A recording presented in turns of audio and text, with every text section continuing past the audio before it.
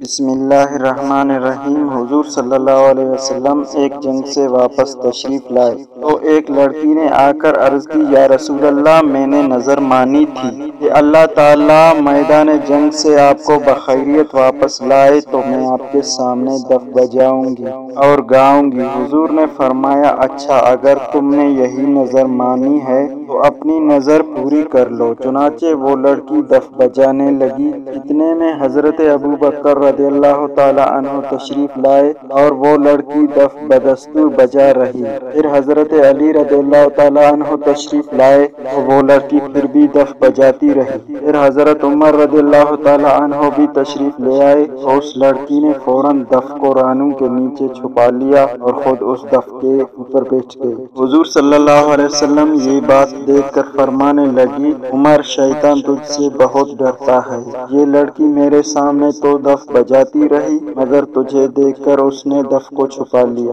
یہ حضرت عمر رضی اللہ تعالیٰ عنہ کا دبدبہ ہے کہ شیطان آپ کے وجود سے ڈرتا ہے، بلکہ وہ آپ کا نام بھی سن لے تو کانپ اٹھتا ہے۔ اور یہ بھی معلوم ہوا کہ حضور صلی اللہ علیہ وسلم مختار ہیں، جس کو چاہے اور جس بات کی چاہے اجازت دے دیں۔